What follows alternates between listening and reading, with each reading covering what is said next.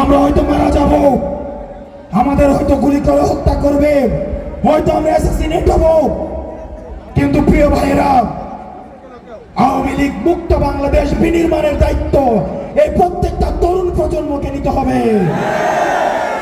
আওয়ামী লীগ সবসময় প্রতিহিংসার রাজনীতি করে। আওয়ামী লীগকে আমরা লোকি বৈঠক থেকে দেখেছি, আওয়ামী লীগকে আমরা পিলখানা হত্যাকাণ্ডে দেখেছি, আমরা সাপড়া হত্যাকাণ্ডে আলেমদেরকে পাখির মতো গুলি করতে দেখেছি। ক্ষমতায় টিকে থাকার জন্য আবু সাইদকে, ওয়াসিমকে, নাম জানা অসংখ্য শহীদকে পাখির মতো গুলি করে রাস্তার মধ্যে হত্যা করতে দেখেছি। গতকাল ঠিক এই সময় একটা দল গত 11 মাস যারা গড়তে ছিল,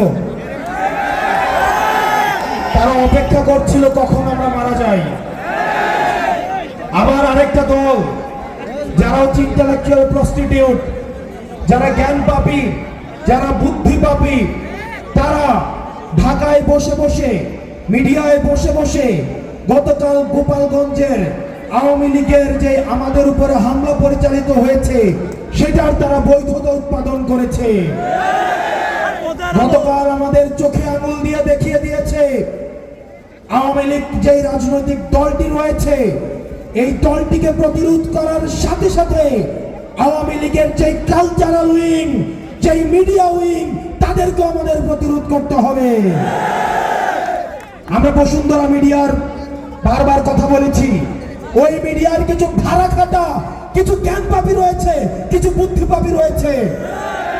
আপনি দেখবেন এই বসুন্ধরা মিডিয়ার কিছু ভাড়ায় খাটে এরকম দেউলিয়া বুদ্ধিজীবী রয়েছে, তারা এসব আক্রমণের তারা হচ্ছে বৈধতা উৎপাদন করে।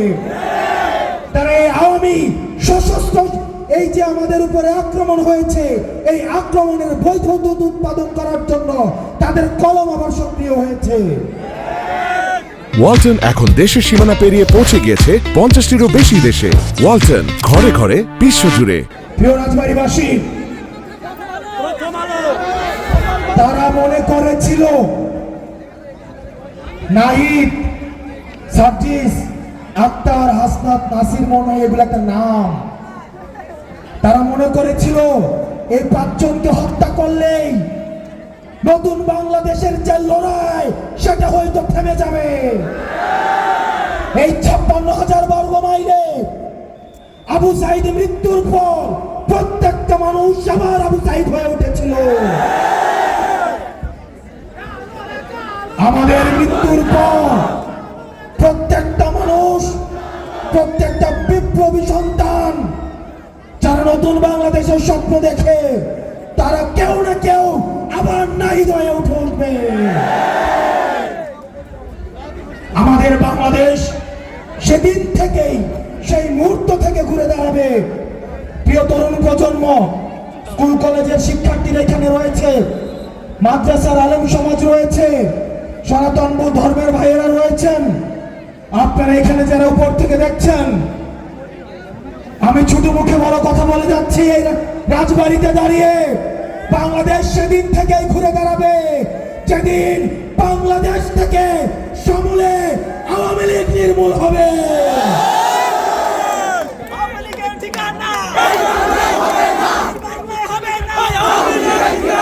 কর্পোরেট সমাজ, এই বর্জুয়া সমাজ, আওয়ামী লীগ নিয়ন্ত্রিত মিডিয়া সমাজ তোমাদেরকে সাক্ষী রাখে মুজিবের বুকের মাটির উপরে দাঁড়িয়ে আমরা গতকাল স্লোগান দিয়েছি, মুজিবের মাটিতে মুজিববাদ মুর্দাবাদ।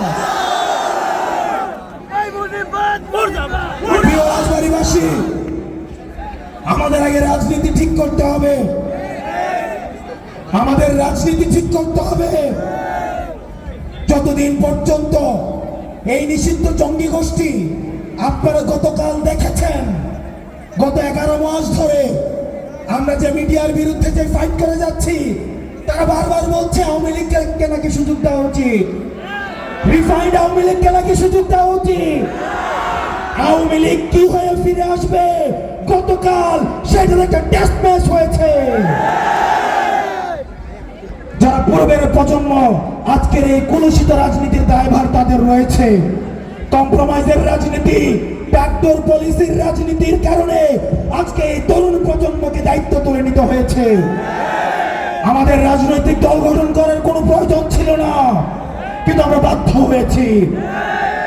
আমরা এখানের প্রত্যেকটা মানুষ যদি মারা যায়, প্রত্যেকটা মানুষকে যদি হত্যা করা হয়, প্রিয় রাজবাড়ীবাসীর যুবক, প্রিয় রাজবাড়ীবাসীর তরুণ প্রজন্ম, আমার স্কুল পড়ুয়া ভাই বোনেরা, আপনাদেরকে দায়িত্ব দিয়ে যাচ্ছি। পরবর্তী বাংলাদেশ বিনির্মাণের দায়িত্ব সবাই এক একজন বিকল্প হয়ে উঠতে হবে।